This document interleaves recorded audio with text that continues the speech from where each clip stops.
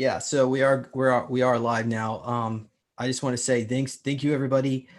Sorry for the inconvenience there. Jerusa was a no-show, and we tried to bring in Will on the other live stream, but for some reason the software was not connecting. But we are here again, and if anybody could possibly go over to the other chat room and notify them to come here, so that way they're not sitting there for 5 minutes while they're missing out this important information that we got from Johann Fritz. So this is the second time we've had Johann on here, and I want to say thank you for coming on here, and thank you audience members for joining in. And I'm James Rink, by the way. This is Super Soldier Talk. We go into all sorts of things about the secret space program, alternate realities and time travels, and so on, ET, extraterrestrial visitations. So Johann Fritz was in the Marine Corps, and he was picked up from Diego Garcia, then recruited into the secret space program as a Kruger officer at LOC, which is Lunar Operations Command. From there, he was transferred into the Mars Defense Force and later Nachtwaffen extrasolar, which is the sector of the, I guess, quadrant of the galaxy that he was stationed in. And he has done a total of 40 years of service, and eventually even made up to executive level management aboard the USS Patton, and as well as CEO of the Franklin for another 15 years. Johann is able to remember more than other experiencers because he was able to resist the MK Ultra programming he was put through. He will be discussing the dynamics of the secret space program as well as answering audience questions. So this video is going to be a little bit shorter because Johann has to get up early, and this was a little bit off the wall schedule-wise. Yeah. But Good. I do want to thank you for coming on here short notice, and you were showing this document, looks really quite fascinating, that was explaining, I guess, the structure of this SSP. So would you like to start with that, I suppose? I guess first off, what I would like to describe is we were talking about the moon and how all of that stuff sort of operates in general, right? And the first part of it is you have a corporate structure that runs every planet, every planetoid, every known sector. For example, in our solar system, we have a corporation that runs the Earth, a corporation that runs the moon, a corporation that runs the belt, meaning the asteroid belt, Jupiter, Saturn. They all have their different corporations because there are different groups that are in charge of figuring out how to monetize or get trade out of those particular planets or areas. All of these guys fall under what's called ICC, the Interplanetary Corporate Conglomerate, as CG would call that. And essentially, the picture I was showing was this was the original. I guess I can still do that, right? Yeah. No, not yet. Sorry, this is my. Oh, okay. Actually, yeah, we're still on the same call. Go ahead, go for it. All right, good. Yeah. So this was originally, this particular diagram is taken out of what we would call today Solar Warden. It was the lead up to SDI, and essentially the way this particular program was run was that they had to have people build up the backbone first off of the secret space program, meaning you had to have bases in order to bring people up there to different planetoids, different planets, different asteroids. These corporations listed on this document were some of the baseline companies where they brought executives, management, and operations people in to do that exact work. They developed technology, they developed ships, they developed base diagrams. More importantly, they had people come in from like Teledyne who actually did work with not only the rocket engines, but actual mining equipment too, what they call tunnel bore technology to create the actual tunnel boring mechanisms they used in some of the underground bases. Now, keeping this in mind, if you were to go on the moon and step into the room where these, and I think James and I kind of were joking around about the ICC and what it actually looks like in the meeting room. Essentially, you have this ellipse-looking table with 9 people sitting around it. 7 of these individuals are what we would call like basically heads of their own programs, and they all come together with the ICC and what's called JDFC.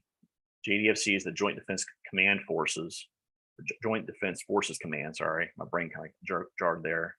And those two groups essentially have jurisdiction when it comes to bases ICC and JDFC.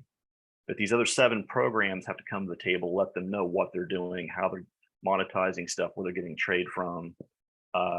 If they need, for example, base support, you would see a particular program manager notify the ICC during one of these meetings that, hey, we need your ships to stop at this certain base location that we have because we're not getting refresh supplies there. This is where that meeting would happen. Now, you have to understand that these 9 individuals are kind of like mafia dons. That'd be a great way to describe them. Not that they're bad people, but when they come into this room, they're coming in this room, and there is a bit of tension between all of them because they're all vying for the same supplies, the same resources, in some cases, the same personnel. And you'll see this is why you see many experiencers talk about this idea that they've been reused through multiple programs, through multiple sections of time, because what's happening is these individuals are actually being lent out from, for example, from one program to another program. And then, for example, it might be lent from that program to the next program. And this is where you have, like with me, I got lent out among 3 different main programs, and then a 4th final program, which is where I got retired out of, like left the programs. So that being said, this is essentially the structure you're seeing on the screen. Now, some of these companies on this particular sheet, this was published in the 80s. Some of these companies no longer exist anymore. McDonnell Douglas got gobbled up by, I believe it was Northrop Grumman. You had Martin Marietta get gobbled up by Lockheed, and so on and so forth. But what this essentially shows you is the foundation for how the ICC essentially got formed. So that's the main group that kind of got everything kind of kicked off on the moon. Now, once they took over operations, the second thing that happened, one of the people they brought in and finally brought into the fold was the original people running groups like Nachtwaffen, who originally did not want to be under control of any of Earth's forces. Essentially, what they told them was, they said, you have a choice. Either you can continue operating your bases the way you want, or if you come under us, we will give you the option of allowing your people to be integrated back into the SSPs, and you'll be allowed to transfer into other programs. You'll be given clearance to do more work, so on and so forth. And you'll have your supplies refreshed on a more regular basis. All we request is that you give us access to the stuff you've been researching, any technology you may have developed, and give us the ability to copy blueprints. What that did was, is because Nachtwaffen had already been working with Vril and other groups, they essentially had this whole plethora of technology already kind of pent up that they were sitting on top of, and they didn't have the resources to build it. And these corporations we just showed in this picture essentially looked at these diagrams and said, this is some really cool stuff. Let's try to build some of this stuff. And they actually put program managers to work on it. And this is where ships like the Helen Coiter and LeMay and some of these ships that you hear, again, CG and others talking about, that's where they came from.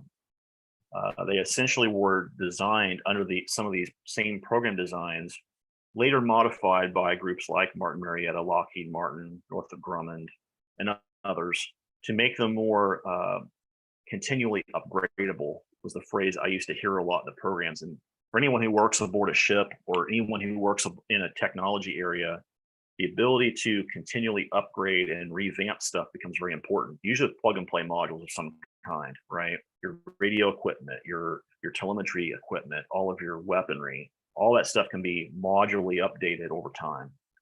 So now, in my case, we're going to go over the ice. Do you want to go over the moon stuff first? What goes on the moon? Well, yeah, I think we just continue on this conversation is actually quite fascinating. But I was wondering, could you mentioned that they were trying to bring Nachtwaffen under some umbrella organization or something else? Yes. What was that? That the happened. JDFC? That happened. It actually, yeah, it happened under JDFC, and from what I understand, the Nachtwaffen was eventually, most of it, we're talking most of Nachtwaffen, not all of it. For example, Ceres, where you see Mr. Rodriguez, where he went, they were technically not under ICC control. They were a freelance, they would call them a freelance location.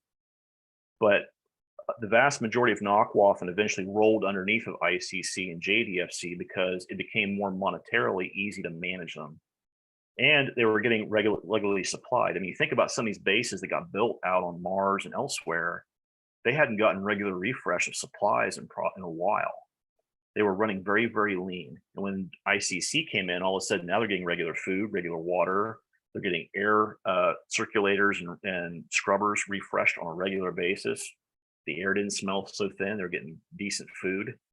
So that sort of stuff was very enticing for people. And the other thing that I would mention too is that we also at that point, and this would have been like in the early to mid 80s is when Knockwaffen got rolled underneath of ICC. We also saw the scope of the German expanse out of the solar system. So we knew at that point that we had what we call at that point, it wasn't a ninth planet, we call it a 10th planetoid. And we also knew we also had this called Planet 10 now, right? That's what a lot of scientists, or Planet 9, I guess, they exclude Pluto. There's a lot of discussion. We know for a fact on that base, the Germans already set up a monitoring, forward observation and listening post and a ship base there. Maki Maki, which a lot of people have talked about in the Kuiper Belt, also has it's a refueling and repositioning base that's used by Knockwaffen a lot. And there's other objects within the Kuiper Belt that they basically started mining and using as essentially as resources. And that's kind of what you start seeing happen with their expanse out. And the ICC recognized at that point the breadth of that whole program. They were quite shocked at the number of bases, how quickly they replicated those bases, how quickly they built those bases. And a lot of that had to do with the fact that the Germans brought their own slave labor, they brought their own equipment, and everything was brought in a very like mechanical kind of fashion. We knew we needed a base, so we used equipment, and boom, there's a base.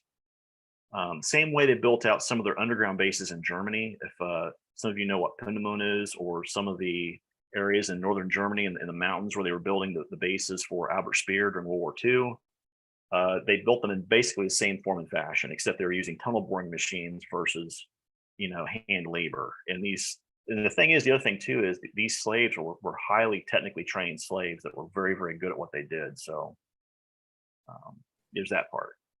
Now, Yeah. Question. go ahead. Sorry, Question. go ahead.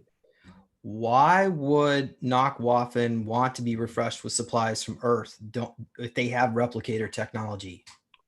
So replicator technology didn't really come into full use until the mid 80s, at least from what I was told. The other thing is that they also wanted holodoc technology. They wanted to make an exchange because they wanted the ability to build people back up after they were either damaged in combat or after they took a serious injury.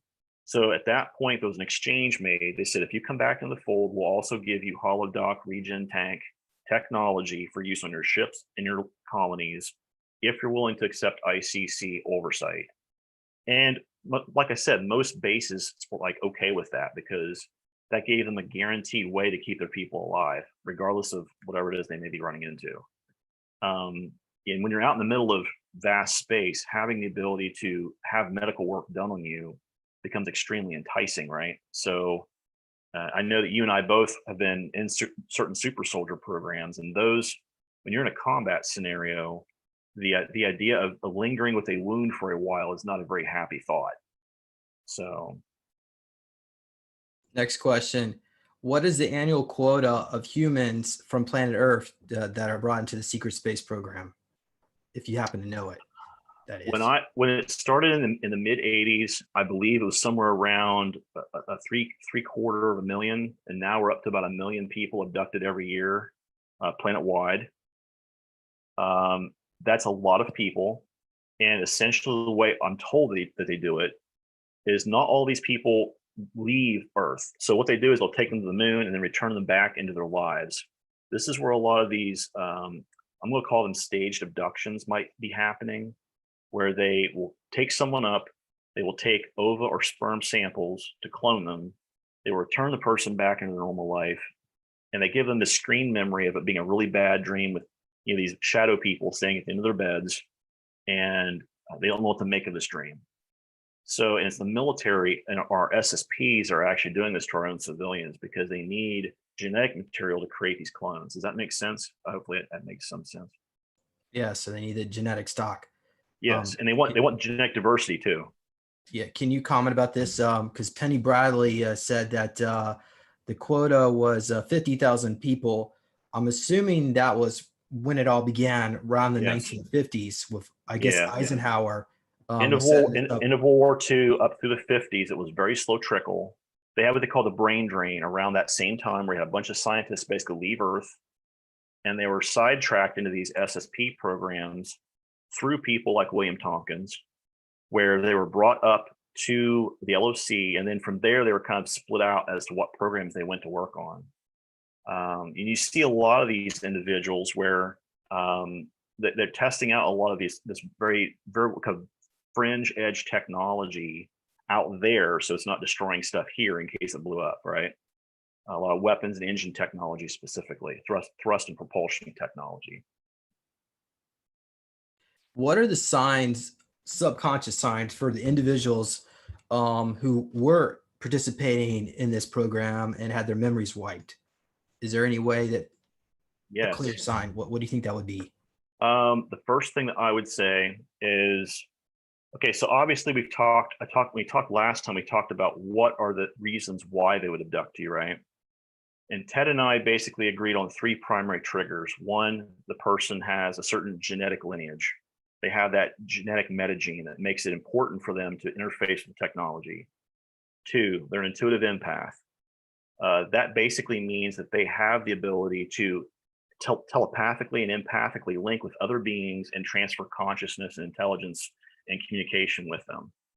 And third and finally, the third and final part is, what is their psychological temperament? Meaning, if you take a person and you train them, are they going to be able to withstand being in combat, taking orders, and also thinking on their feet sometimes? Do they have the ability to step outside of stuff? The fourth thing that I actually also was looking at too is that there are certain specific gene stocks. For example, German, Viking, a lot of the royal families in Europe, these gene stocks already have a certain amount of intermixed Draco DNA in their blood. This is where this idea of people, all those crowns, they wear what's called moldavite in the crown, right? And that moldavite is called the dragon scale. And it's actually shown as a sign of royalty and command. But what it actually is, what I was told, is that that particular stone on certain people is actually a psionic amplifier when it's in their auric field.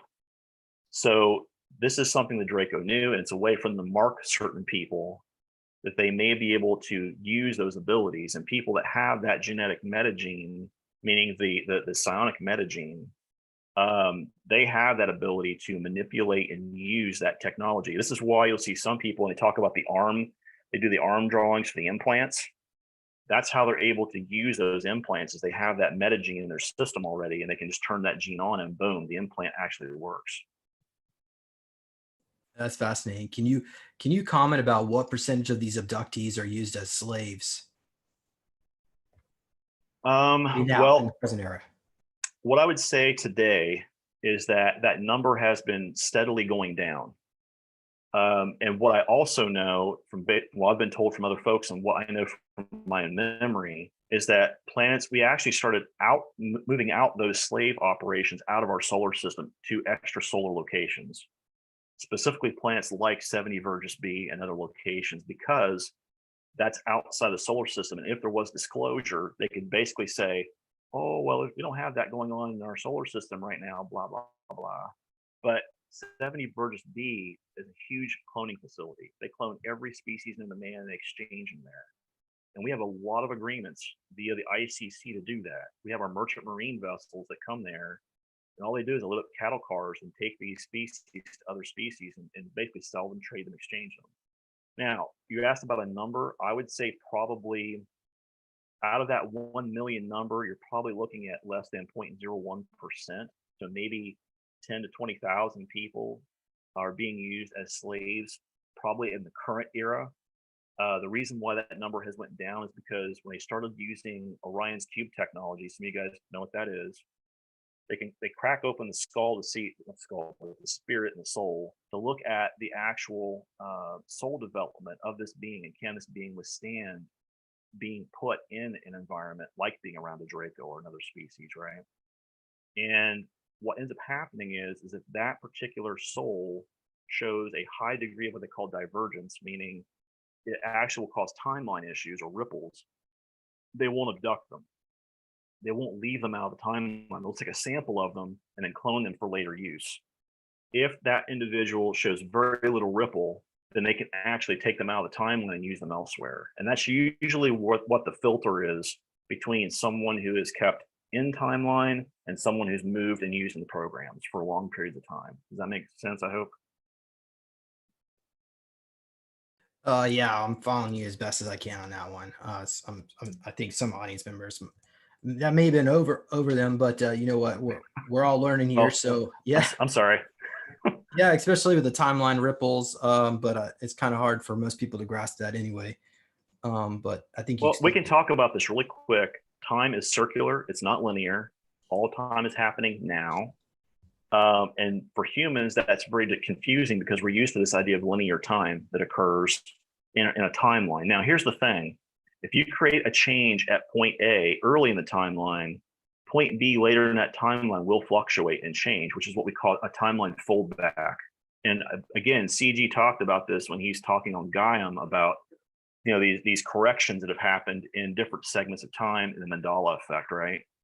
We see this happening where the timeline folds back on itself and it corrects because earlier events have happened. And the phrase they actually use in the program set is called what's called temporal operations, where they actually will send in one or two people to do a particular job, and then they bring them back through a looking glass jump pad back into our timeline. And the whole idea is that they're in there for 5 minutes and they come back trying to create the minimal amount of ripple possible within the current timeline or the current time as we see it circularly speaking, right?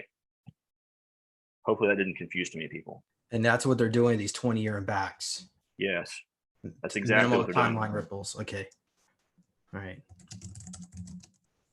And so if you were involved in this and you wanted to get your memories back, do you have any advice for these individuals?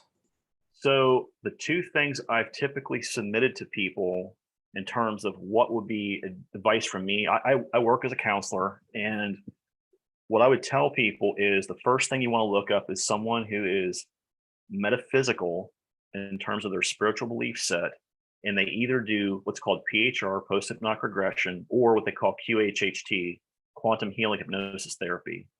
Those two particular branches of hypnosis are highly usable when trying to help people gain back what they call trauma memory. Now, this is great for people if they've suffered, for example, if you had like spousal abuse, right? Or if you had abuse as a kid where you have certain memory areas in your mind that are blocked because of said trauma. Well, guess what? It also works for stuff for people in the programs.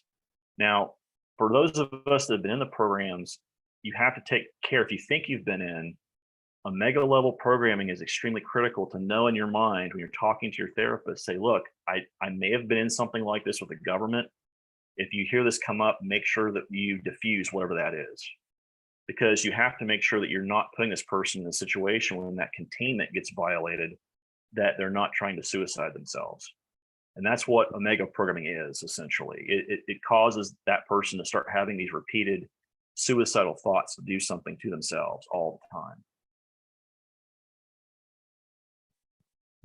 Thank you for sharing that. All right. So I guess you can go ahead and continue on your discussion here with the, did you want to go into LOC now? Sure. So I actually was stationed at the LOC off and on for a little bit when I was with Kruger. We also did training and missions on Mars as well. For those people who don't know, Mars is kind of like the SSP boot camp. If you're going to go into a combat arms area of the SSPs, you go to Mars at some point. Because what they try to do is they try to get you indoctrinated in your own program first. They take you to Mars, and that's where they give you all your weapons training, all your suit training, all your armor training. If you're doing what they call jump pod insertion, which is like an orbital pod insertion, they'll have you do orbital insertions there from Demos. And they have a lot of other things they do there. They're specifically tailored to the programs and how they run those programs. But the idea is that for me, I went to Kruger first. When When I got brought into the programs, they put me through MK Ultra. I already been through parts of it as a kid. They activated it on the moon, and basically I was brought into this room. I was given what was called a hollow visor update, which they put this thing on your, they give you a, let me back up for a second. They give you a drug which essentially puts you in a hypnagogic state. They put these visors on you and they start doing what they call uploads, which is essentially they start by using a differential pattern on the eyes, one video in one eye, one video in the other, and then it actually starts uploading information to the brain. And that's why they train you. They actually upload the information directly into your cranium that way. For me, after I went through a period of that, we had to test every 72 hours whether the training took. They would do what's called a full recall test. They would take you out to this room and they would give you a weapon, and you had to actually act using the weapon on a target. I passed all those tests. And then I got selected to go into what's called the Kruger Mercenary Corps, which, as you mentioned in the previous intro, Kruger's actually a German group. And interestingly enough, the first actual real training we did was in a place called Vemork, Norway, which, if you've ever watched Hunting Hitler with Bob Baer, one of the episodes that he does is actually at the power plant in Vemork where they were producing heavy water. And that plant is actually, to the left of that plant is actually the entranceway down into a Draco basis there. And I know that we've been running operations trying to figure out what they're doing there, but that base was actually used as what they called a further on training program base for Kruger. And interestingly enough, when I got brought back to the moon, that's when they started actually doing, they would do all kinds of programs there. Like we had the one we did what's called a dog and pony show, right? So what they do is they bring a bunch of us Kruger guys and women out into this foyer way right in front of the office, which the office way, by the way, looks like a corporate office on Earth with these big posters of guys in Kruger armor looking all, kind of, gruff and tough. And they would have us standing behind this old purple cordon that went the full way up, and they'd have like 10 of us out there, and they'd bring out all of these what we called heavy hitters, all these big politicians, billionaires, anyone who's involved with either using Kruger for their own resources and needs, or they were paying to actually support Kruger. You see a lot of countries that did this because they wanted these super soldiers to do work for them, if that makes sense to everyone. And what we would do is we'd be standing there in these, I was telling Ted this, that's the first time I ever publicly got groped by a female in the military, was at one of these dog and pony shows. A known female politician, Hillary Clinton, walked up and grabbed me by the junk and said, does their shit work? And basically what she said to my commanding officer, and he's like, yes. And Bill Clinton was sitting right there, and he's talking to another guy staying next to me, and they were like touching our armor, seeing, because we were in 2.0 bodies at this point. So that's the other thing people have to understand. Kruger, you're transferred from your primary biological body, and that essence is transferred over to a clone body where you're essentially trained to use that clone body for the duration of the time you're in Kruger, if that makes sense to people. And sometimes they make multiples of that body in case you get damaged or injured. But the point is that at this point, I'm in a 2.0 body wearing very heavy black, look like composite body armor. And we did quite a few of those dog and pony shows.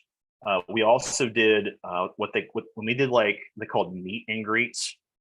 They would have like all the programs come into this big auditorium room, and they would actually have military officers from Earth come up to these rooms, and they would actually have us standing around the room. They would actually, because they want to see what their money was actually buying.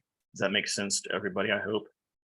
And they would have us come in, and they would actually have to stand up on stage for a little while, and our commanding officer would actually, answer a bunch of questions, and these guys could come up and they could look at us, talk to our commanding officer, who is my commander was actually a very buff looking Japanese guy.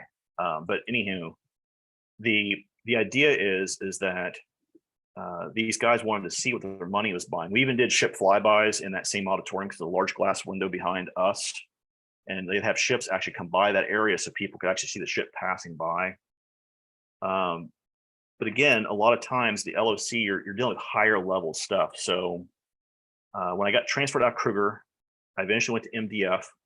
I did training in MDF for a while, and then I got transferred from MDF out to Knockwaffen, and I went to they call Radiant Glory, which was the upgrade from Radiant Guardian, and Radiant Guardian was the upgrade to Solar Warden. So it's what some people are now calling the Alliance. I don't know why they're calling it the Alliance, but that's what they call it.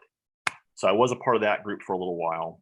The point being that we had a lot of meetings on the moon at that point. When I became what they call an executive officer and a commanding officer, we did a lot of meetings with this group that I was mentioning earlier, the ICC and the Triumvirate, which is this corporate group, the 9 guys that I mentioned earlier. We would go into these meetings, and you have a point guy for every program, and behind that person, there's 3 people who are basically acting as support officers for that individual. So anytime they got into an argument, the supporting people had to basically provide anything that guy needed or that person, a woman needed, in order to basically win their argument. They had to have everything right there. Glass pads have a lot of it, but the guy that I served, this admiral who essentially was in charge of my program, he actually liked to bring in what he called enforcer types, which all 3 of us had served in Kruger, because we all had these reps, and they brought us in. They would have us sit behind him, and it intimidated a lot of the other program managers, because they're like, oh God, we know who those guys are. And they didn't want to argue with him, which meant he got his way usually when he had to fight for resources or whatever. The idea being that you have these groups that are essentially vying for all this time, energy, money, resources, and they're trying to do it in a way that gets the most for them. So I got a ton of questions. okay. But first of all, I want to start off with this. Is I'm going to share my screen in just a Okay. moment. Okay. So this, according to Peter the Insider, you can ignore all this other stuff. Yeah, This right there, this is the logo for Kruger, that's according correct. to Peter. Can you confirm it's actually pointed down like that? Yes, that's correct. And did it have this other stuff around it? These other blocks? Or was it just this symbol? I remember it being in black, and I remember it being in silver. I don't remember the background so much, but I do remember that being the actual symbol for it. Yes. So all this together. Yeah, I would say that the outline and the internal symbol is very accurate. Yes. And So also too, that game. If you look at the arm, she has the implant on her arm, and in that game, she's technically considered a super soldier asset. Technically, she's playing as a super soldier asset. So it doesn't surprise me. Soft disclosure. yeah. Peter the Insider told me the story about this lady, and maybe I think it might have been in Toronto, who was playing this game, and she was a Kruger asset that actually had this tattooed onto her, these cyborg tattoos, which I guess Well, they're interfacing tattoos is what they're actually called. And the technology, what it does is it allows you to either ramp up certain biological assets in your body, or it allows you to actually use certain technology that's around you. When I was talking to Peter myself, one of the things he mentioned to me is that I apparently liked to run parkour at the LOC to test out implants. This guy we called Dr. N in Kruger, what he would do is that he would essentially give me a new implant, and I would go run parkour through the whole base with the security guys chasing me in tow until I got back to the Kruger office. And they'd say, oh, he's one of ours. And I come back into the office, and they would, put the next implant on or whatever they wanted to do. And we had guys who did this stuff because we were trying to make sure that in combat, we knew this particular implant gave us the correct output that we wanted, the correct sort of diagnostic feel that we wanted, right? Because all this stuff essentially augments the individual to make them smarter, stronger, bigger, better, right? Well, anyway, so I guess the ending of that story is that she got triggered, and when she was triggered, her super soldier alter only understood 2 things: either friend or enemy. And so she was with her family, but the cyborg side of her didn't recognize that as a friend, so she eliminated her family. So at that point, they had to send the MIB in. They cloned the bodies. They sent. I think they might actually send her back in time. They went back in time, reset it all, and tried to clean everything up. So the moral of the story is apparently this stuff really is real, and that means I guess Electronic Arts is in they must have connections with Kruger, or maybe people from Kruger actually works there. Yes. And the other side of that too is you see this also in movies and music videos too, right? So look at Osiris Child, a very good soft disclosure movie where you see not necessarily the actual dialogue so much, but if you're watching the background, there's all kinds of soft disclosure in the background of that movie. So What's it called? Osiris Child. It's a, Child? yeah, it's actually a very interesting sci-fi movie that talks about this guy who works on a mining and prison planet, and there's a whole bunch of stuff going on in the background. If you watch the technology and what they're doing, it's actually a yeah, that's the movie. There's a whole bunch of stuff going on in that movie. It's what I would call soft disclosure, all kinds of crap in that movie. Huh. But you have to pay attention to it to really get what's actually going on in terms of the technology. The technology is what I'd pay more attention to versus the actual people or the dialogue. Excellent. So let me get back to some of these questions. First question is, did you sign a contract when they I brought you in did, Kruger? I did, yes. Something else they asked me too. Once I got to the LOC, when I signed the contract on Earth, I signed it while I was in boot camp. What they did was they gave me what they called a word. It was a keyword. And that keyword is what allowed me to actually get trained on the moon and then continue into my further training. I had to remember this like mnemonic keyword that was associated with certain things. But go ahead. Interesting. Yeah, I think I might have access to my own keyword. I was wondering what that was. Okay, next question. Yeah, glad to Did help you you. did you know you were in another body when they had you in 2.0? Yes, because I actually had memories of waking up in the other tube, looking over at my sleeping self when they actually put that sleeping self in stasis.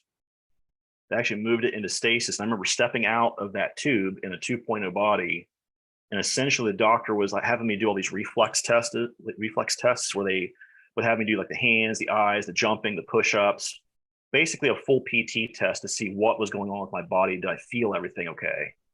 And then they actually put me into armor, and they actually had me run a full armor and weapon test at that point. Because essentially the term they use in that particular program, transfer what they call the essence, which is the part of the conscience that allows you to actually do the mission. In some cases, they do a full essence transfer, which is the full, the full ego transfer, but not always. Sometimes they only transfer what they call the alter into the actual sleeve, which is the clone body. If that makes sense to anybody. Do they ring you up like this? These clones? I have seen rings like that. Those are used for medical examinations and upgrades, especially when you have a body where they're going to be inserting cybernetics. They will do one of these. They also have a smaller ring. It's about this big around. And that ring is actually used to do what's called a temporal, mental, and physical scan of the body. They can actually sample you that way. And that's how they actually get a synaptic map of you when they're going to return you back into your timeline, is they use that temporal map to actually regress you back to that point, and then they remap your brain sort of. And this is why you also have failures too, right? So if you have someone who has certain synaptic bridges built up in the brain, the actual temporal mapping software will fail because that temporal mapping link is too strong and they can't remove it or regress it. So this is how recall occurs. You have that little pathway, that one little pathway that has some linkage to that particular memory that pulls up that dream, that memory, that trigger, whatever it happens to be. Yeah. Well, the reason I brought that up is because when I was at LLC, they named me James Ring, Ring, and I was wondering if maybe they gave me the last name Ring because they would ring me up like that and put the cybernetics, the the heat seeking implant in the left So, eye. so another good movie to look at when you're looking at super soldiers and how they program them and work with them, look at the Winter Soldier used in the Captain America movies put out by Marvel. That is actually a really good rendition of a super soldier programming technique that they renditioned in a movie. Now, again, it's been Hollywoodized, but that is actually a really good version of how they would have done it in terms of the whole mnemonic list the guy had in the red book, where they actually read off the words and the mnemonic characters to get them to mentally entrain to what's being said, and then you slip right into the altar. That's exactly how they used to do it. Now they use 3 flashing green and 1 red light with a certain binaural tone to do it now. Yeah, and Bucky, who's the Winter Soldier, he's the guy that I'm primarily focusing on because he's the guy that they program all the time after they recall him from a certain mission. They ask him what his mission status is, and then they basically put him in this thing around his head where they immediately regress him back and they wipe him, they clean start him again. Does that hopefully that makes sense to everybody? Okay, so what? It's not the Captain America's. It's No, the it's other. Bucky. Yeah, it's Yeah, Bucky. the I guess the antagonist in that movie. Yep. Okay, so all right, okay. Thank you for that. Next question. Um, what did Hillary Clinton use you for? I was never physically used by her, but she quote unquote inspected us, her and her husband, because the U.S. was walking through with some senators who I could name, and they were essentially walking up and looking at every single one of the super soldiers behind this purple cordon. And essentially, what they were looking at was is they were giving my commanding officer. It gave him essentially it said, yes, we're going to be using your guys for work. We need to make sure that certain things stay under wraps, and we want you guys to help us make sure it stays under wraps. Are you willing to take that work on? And of course, our command was like, well, of course, that's what we're here for, mercenary corps. And at that point, we got loaned out to some of these other groups to do cleanup missions, basically. Sometimes the cleanup missions, sometimes it was tracking assets, sometimes it was dealing with people who were trying to what's the word I want to use here? They were trying to exploit or extract information from other assets within the programs who are on Earth. We do have some of those who work within the programs on Earth, and our job was to make sure those assets were secure. So, Thank you. Next question. Which countries wanted to use Kruger? most of the countries that are now in EU minus 2, the United States, Canada, Mexico, Japan, China, Russia, and India. Those are the ones I know right off the top of my head. I think Pakistan was kind of in there too, but India was a heavy hitter, so is China. And the reason why is because they had a lot of resources and money they could funnel into a program like Kruger, and they had a lot of stuff to clean up. They wanted to make sure certain things did not get, out into the open, as it were. So why does Kruger need money if they have replicator technology? Well, because what would happen is Kruger actually they had what they called planetary funding, quote unquote, if that makes sense to anybody. And that money was essentially used to essentially trade for what they really wanted, which was the technology they needed in the programs. They really didn't spend money per se, but it was kind of like having like a slush fund where you knew you had a certain amount of resources in there and you can use that to get the actual hardware and technology you need to keep your guys viable in the programs. That's essentially the way our commander always looked at it. It was always like the more resources we can get our hands on, the more viable our guys will be going forward.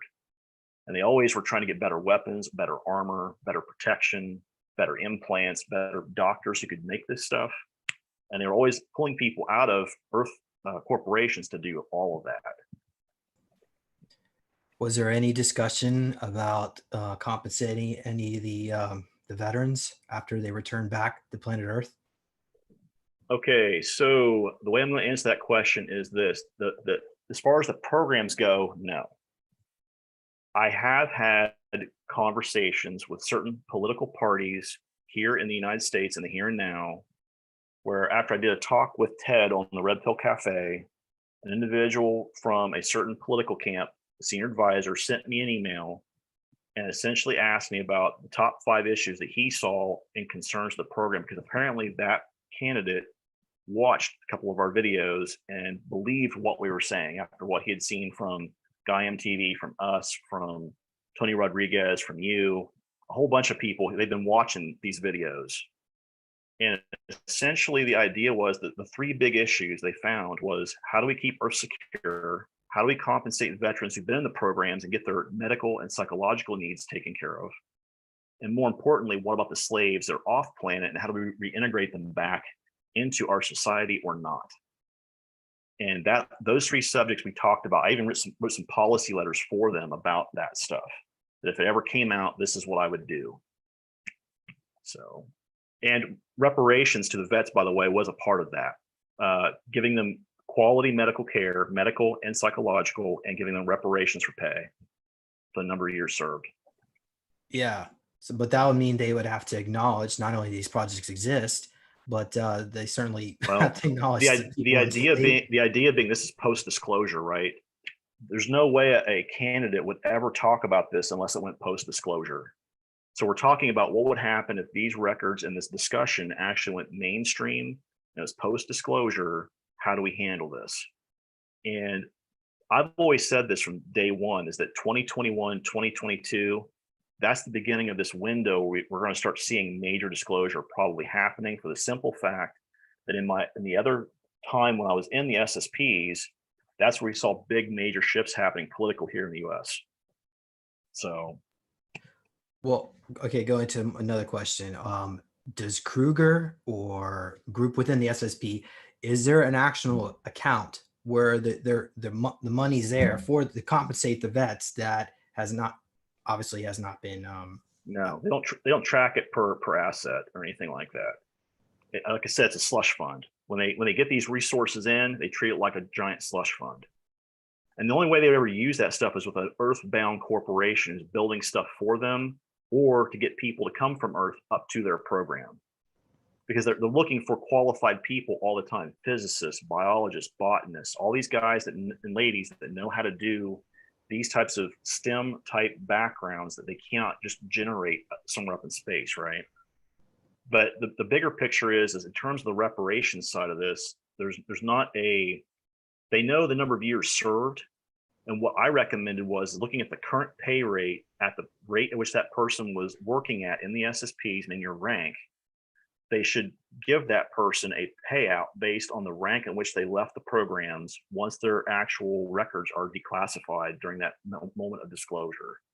They should be given the choice: do you want reparations and or do you want medical and psychological care generated by the stuff you went through in the programs? Because think about the amount of psychological damage that program assets have, having gone through MK Ultra, Monarch, and all this other stuff, right? So in some cases, it's pretty horrific. But go ahead. yeah.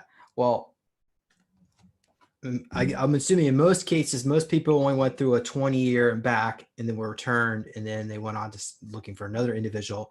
Now, can they, would they recycle the same person over and over and over? Was that quite often the case? If that individual showed promise in the way they could use technology, weaponry, and training, meaning they had the ability to grow, they would absolutely regress a particular, physically regress an individual back to a certain age and reuse them over and over and over again within a certain amount of time. But the bottom line is when you're done working in that program, whether you do just 20 or like in my case, you do 40, they have to reinsert you within 5 to 10 minutes of when they extracted you out of the original timeline. Because that's when you start seeing this fluttering in the timeline effect. And some people, not really me, but some people might actually create a huge flutter. And that's where you start seeing these snapbacks happen later on in time. And people are like, well, what happened to this person? And the bottom line is that individual was probably abducted at some point and taken off the planet. And this is why we're seeing in the US, I mean, you look at the US, Canada, and the EU, the statistics alone last year where 1 million people went missing. So we can say a chunk of those individuals are definitely now off the planet. We know this because for those of us that have been in the programs, we've seen what the inside of a merchant marine galley looks like when they're bringing these individuals off the planet. That's how I was brought off planet. So, I mean, we know it happens. Yeah, I just assume the people that go missing were probably being eaten by the certain groups of regressive races. Because I mean, if they're using the 20-year and back, they could keep their slate. Or also, they take people that die in like plane accidents or like in Beirut when we saw that huge explosion. So a Right, lot right. of those people could have been picked up. They could have stopped time momentarily and picked them all up. So yeah, so it would probably be more than just the missing people. So 1 million people per year. I'm Go going to ahead. say this really quick, but I'm not going to stick necessarily on this topic for very long because I know it does trigger people a little bit. Yes, there are races that do in fact actually like the taste of human flesh. And yes, there are certain groups within subsects of those species. For example, if you look at the Inguinoid sect, that was a subsect of the Draco, they specifically love human carcasses and flesh. And what I would say is yes, when you're talking about this idea of removing somebody out right before a disaster occurs, that's absolutely possible. And even if you get like a minute DNA sample from that person, we all know what regen tanks can do. If you have a minute DNA sample in a good working regen tank, you can rebuild the whole body. All you need is essence to transfer in there to get a baseline operatable human being to walk out of that tank at some point. So, Yeah, and certainly they could insert other types of DNA and create yep. whether as long as it's some of your own, the original, they can change and alter that. Uh, Well, and this is exactly why you see people like Emery Smith, who he worked at what we call a processing logistics center for the ICC. And essentially, what they did was they took this other DNA that you're talking about from these samples they would get out in the field from like what guys like me would send to them via these merchant marine vessels. They would process that material and then figure out how to store it, maintain it, and or use it for further use. Interesting. Can you comment if the posters at this Kruger office were in English or in German? Actually, I remember them being in German, but I know for a fact they actually had only if you know what the black glass pads look like, they had the ability if you flash the pad up in front of the poster, it would auto translate all the text for you anyhow. So even if these guys couldn't read German, they could put the pad up in front of it and see what it actually says. I mean, but I remember it being in German. And they also have the implants that allow you to hear German, Yep. so you You don't hear have German, to. speak German. Yep. Fascinating. Okay. All right. Excellent. And I had one more. Oh yeah. Were the personnel at the office human or ET or mix or Both. both? Both. And we had hybrids there too. So I'll go into this real quick. So the guys who were my direct commanding officer was a Terran human, or had been at some point Terran human. He was a Japanese guy, and essentially his job was to maintain the rosters for each of the Kruger companies that worked underneath his command there. And we actually had a section of the LOC that was just Kruger. All we did was training there. We had our own floor. Unless you were part of Kruger, you didn't go there. Secondly, when you get indocked, what they call indock at the LOC, indoctrinated, you're already being exposed to certain ETs at that point, non-terrestrial beings at that point. My case, when I walked in and they did the initial temporal scan and all the stuff at the moon, we had a tall white, a Draco, and two Zeta Reticulans standing in the room, all working together psionically, trying to figure out how to get a temporal signature of me and do certain work on me to get me ready for my next stage. And that was after I gave them that keyword we talked about earlier. Yeah, interesting. Because the reason I brought that up is because I through regressions, I've been able to reach out to some of the personnel on LLC, and it appears that some of them are like Draco shapeshifters that look human, but they are. So I'm assuming that that also takes place as well. Yeah. Maybe. And this is actually how, okay, so let's talk about this for a minute, because people get into this weird mind funk when they start talking about what we call a cabal or the Illuminati. So let's explain how this works really quick. You have sectors of human endeavors, for example, the media, movie production, music production, the news. You have these individuals at high levels of power. And essentially, what they're doing is they're being talked to by a hybrid, a Draco hybrid that interfaces with them. They may be using holographic technology, maybe not, but in many cases are using their psionic abilities to manipulate these individuals to do a certain agenda. And all of these hybrids are reporting back to what they call a planetary prince, the guy who runs the show. Earth has one. A lot of other planets have them as well. And that's essentially the pyramid structure of how the Cabal or the Illuminati works. You have these hybrids that are essentially doing all the footwork for the prince, and the prince is reporting back to the queen saying, Your Majesty, this is the current state of affairs on the earth. This is how many people we currently have. This is the current state of affairs with our control of these certain groups, so on and so forth. And that's essentially his job, is to make sure those reports happen in a timely manner back to the queen, who, from what I understand, she got recently replaced. But the queen that I remember, she didn't tolerate insubordination or untimeliness very well. So, Right. Thank you. We're wrapping up here some of the questions about LLC. okay. We got another one here. How do you cope about what you've been through? I went through a year and a half of counseling and post-hypnotic regression. I went through a lot of something else I didn't talk about earlier, which is also very good, is having people do body work on you, massage. For those of us that have been in the programs, we tend to trap a lot of our triggers and our memories in muscle memory, what we call muscle memory. And having somebody actually work on those areas of the body actually helps release those chemical triggers trapped in the muscle. I did a lot of that too. And what I found was, over time, as I worked with this woman to help me get this stuff kind of worked out of my system, or at least get some portion of recall back, I actually got to the point where, during the recall, by the way, I didn't remember anything. She did not allow me to consciously remember at that time. She allowed it to kind of come back over time. That makes sense to people. Where I started actually seeing it was in the recall notes that she gave me a copy of at one point, and I converted it into electronic notes before I had a flood in my apartment. But not the point. The point is, the electronic notes survived, and that's where I actually started seeing my own words being, sitting right in front of me talking about this stuff, and I was a little shocked. Specifically, the very first memory I had, which was about me actually speaking in German. I've never spoke a lick of German in my life.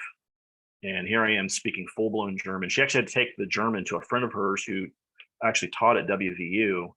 And he actually told her, well, that's a very particular dialect of German that hasn't been spoken since 1942. It comes from one specific area in Germany, and it has not been spoken since then, because that town was pretty much wiped off the map because of what happened during World War II and the Allies rolling into Germany. And I was kind of shocked. I was like, what? But here it is in black and white. She actually talked to the guy. She had the side note, everything. So yeah, it was very, very interesting to me. That's some interesting confirmation there. So next question, does a soul have a choice if they die and the SSP wants their essence? No, because if they have, let me rephrase my statement. If you have a body that's in stasis, or you're in your original body, well, the original body is alive somewhere, the essence of that alter or the essence transferred will always rehome back to the original body upon death of the clone, almost in every single instance. And that's what we call this rehoming effect. And this is where people start getting recall. When you talk to people who do shamanic work, I know you've had some folks on here on your show who do shamanic work. This is where the idea of soul fragments come from, is these little slivers, these subsections of our ego, these alters that are out there. And when the clone actually passes or dies or has died, it makes its way back to the human mind, and we have to figure out how to reintegrate it back into the primary conscious. So not only do we know the memories involved in that and the trauma involved, we know how to actually heal that part of who we are. Thank you. Question from the audience. Can you tell us the name of Earth's planetary prince and the name of the queen? No, I'm not speaking those names out loud. No. Sorry. Here's the reason why. Because their particular language has a psionic component to it. When you speak it out loud, you're drawing that energy to you. And the last thing I want is some 13-foot tall Draco white royal showing up in my house. No, no, no, no, no, no. No, thank Well you. said. I agree. Okay, so we'll just wish them the best in whatever Yeah, path they're on. we'll Okay. let them go on their merry way, and we shall continue talking. Yes. Okay. All right. Can you uh someone keeps asking about Tanya and her gravity phobia. Do you, did you train somebody by the name of Tanya as a Yes. TO?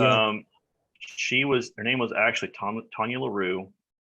Actually, this is a kind of an interesting side note. She was actually a genetic clone of a lady by the name of Betty Page, a well-known model back in the 30s. Very beautiful, buxom brunette. And I remember the physical body of the clone, and the individual was actually brought into that physical body. That's her. And essentially, what had happened was, is Tanya was essentially originally working for a group who was part of the SSP, and she was an intelligence asset gathering information. The first time I ran into her, she was actually talking to the Lyrans, trying to regain or get a copy of this green gas that actually destroys what's called the black goo. It's a black AI nanite virus that comes from a distant solar system about 13.4 billion years from here. And the asset actually had gotten a copy of the gas and was trying to get out, and she got caught. And eventually, the Draco, who are running the colony, because the Lyrans don't technically really run the colony, the Royals allow the Draco to do all the security there. The Draco actually took her into custody, and my ship, which was a Black Ops ship, was actually asked to go in and extract her out of this place called Hammerhead Station, which is a supermax security facility the Draco use.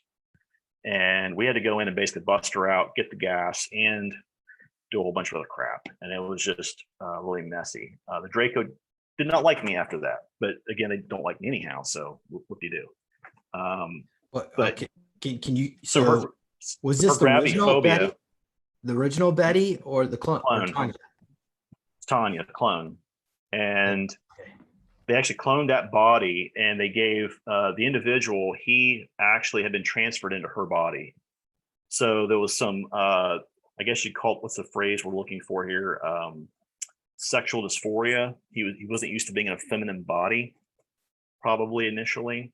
But the idea is that there were some quirks with some of the clones too. Like in this case, the individual who was Tanya didn't like gravity so well. Certain types of gravity boots. If you've ever been in the programs, you know what gravity boots are, mag boots, because you use them on board ship all the time, because the mag plating in the deck actually holds you to the floor and gives you a sense of gravity.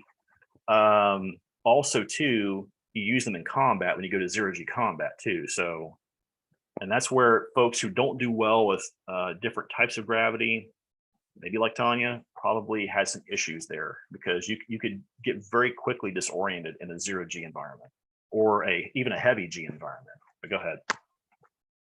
So is that part of the contract with Kruger? That they'll tell you we could put you in a female body, or if or vice Yes, versa. they can do that. Some of the other programs did that too. You look at MDF; it happened there a few times that I know of. I know it happened in what we call Alliance, which is the last program I was in, and they did it there. A lot of the intelligence assets were all clones, because again, we talk about this rehoming process, right? If you have an asset off planet, even if they kill the asset, that information eventually comes back to the person. All they have to do is extract the info once they regain knowledge that that asset is dead. Once that information comes back to the original body, they can say, okay, now pull up the memory. Whoop, here it is. And they now have all the intelligence that that clone now had. And that's why the Draco don't want to kill an asset, because if they kill them, it immediately rehomes back to the original body. And they know this. So are you suggesting, because I spent 75 years on Mars under the name of Colonel Derek Reinhold. So if so that body is probably still in stasis. Otherwise, the memories would come back to me if they Um, exterminated it. I don't know. So the thing that I would say is that when you're looking at whether a clone is still alive or not, that's where PHR or QHHT comes into play, because what you're actually looking for under either one of those two scenarios, you're looking to see if there's any sort of quantum entanglement memory wise between you and that particular clone asset or body or mind. Meaning that if you're having memories over here in your current mind, your here and now mind of that asset being there, and all of a sudden you're able to interact with the other mind and the other body, that means there's quantum entanglement. That means the body's still alive. And at that point, you either have to have that asset terminate, which can be done remotely, or you have to figure out how to separate quantumly between the two, between your body and the actual asset body, which also can be done too, but takes a lot of work. Thank you. Much appreciated. Uh, so the last question I had on my list here was, does Kruger have bases on planet Earth? Yes, yes, they do. Probably. Base 211 was the primary one originally. I was gonna say For the, Antarctica. yeah, for those people who don't know about Neuschwabenland, that would be the first place I would look, because when Germany went to get all their forces, including Maria Orsic and the Vril-Damen that went with her off planet, that was the first place they started training these quote unquote the first gen super soldiers that came out of Germany, right? And those soldiers essentially were trained at base 211, which is what we call now the Neuschwabenland German base, right? The other facility that I know for certain is, again, this place in Vermork, Norway, which essentially was a heavy water production facility for the Germans during World War II. And that location, I was told that they've done a ton, Drake have done a ton of work there, but originally that was a Kruger operations facility for quite a while, training facility and an upgrade facility. Thank you. All right. Well, was there anything else you wanted to share tonight? I think. So I'll I've see had a you. lot. I've had a lot of folks reaching out to me about Project Lazarus really quick. For those, there's some people who don't know what that particular program is. So the way I'm going to explain it is this, because everyone's talking about this idea of the potential fake ET landing, or potentially a real landing, and disclosure, and what happens if one of those three or some combination of those three occurs, right? Specifically in this scenario, let's say NASA or some defense agency detects a large armada or group of objects moving in from far space, extrasolar, into the solar system through the Kuiper belt. At that point, the programs will probably already know what's going on, but they have to have a reactionary plan on how to deal with this. Now, why would something like that happen? Well, I know Penny and others and I have all looked at this short movie video called Raqqa that's put out by Oat Studios.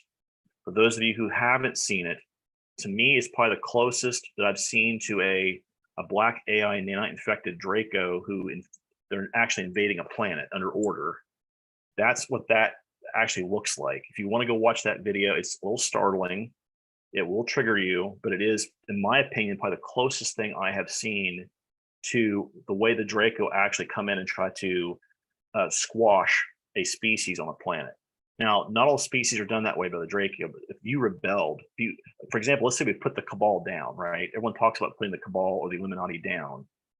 If the Prince was not getting feedback, he would call for backup from the Armada. And this is where you'd see this large group of ships come in and they would do an invasion. They want to immediately put a quash on any sort of military action here on the planet.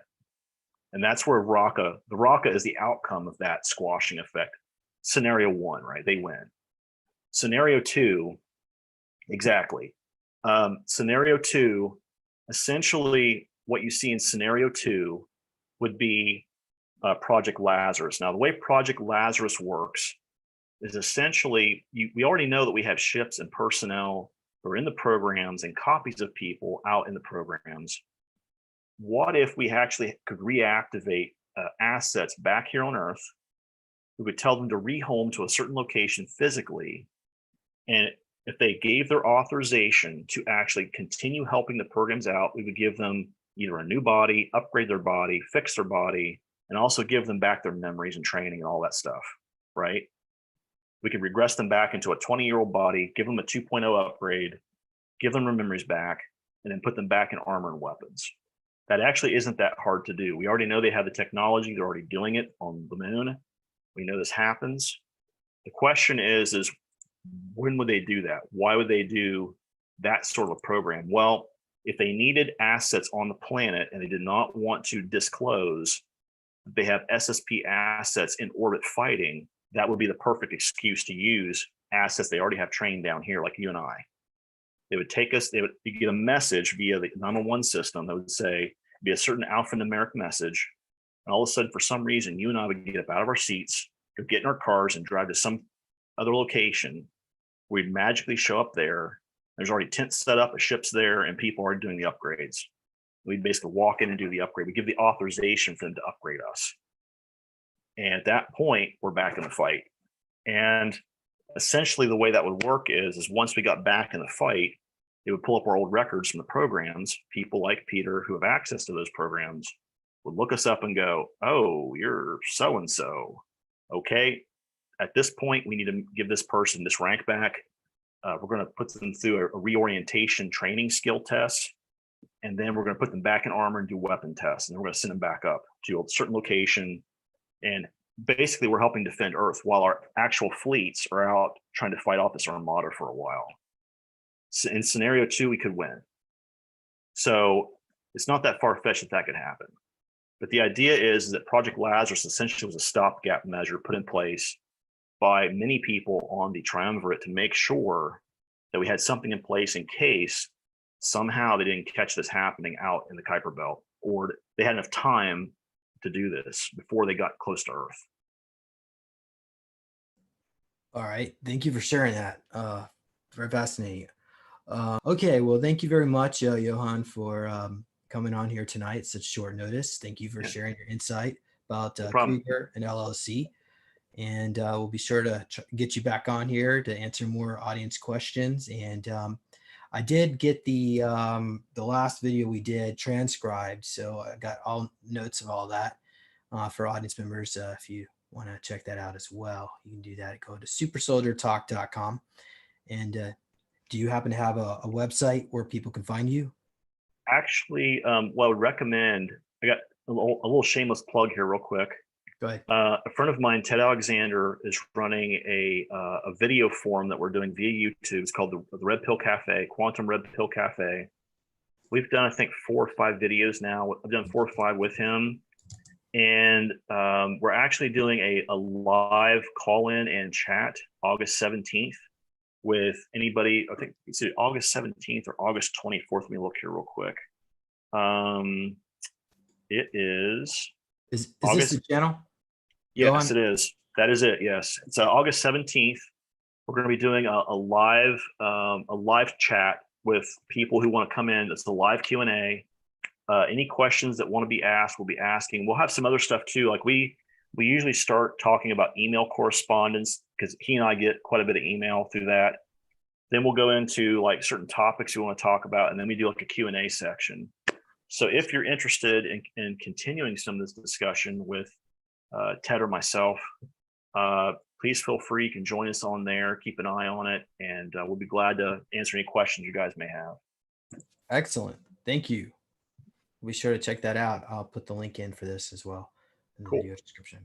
Okay. Well, once again, audience members, thank you for, thank you for listening in, and also be sure to subscribe to this channel and check out my website, Neological Tech, support the work I do. And so we'll see you all here next time. Have a good night or good day or wherever you may be. Bye-bye.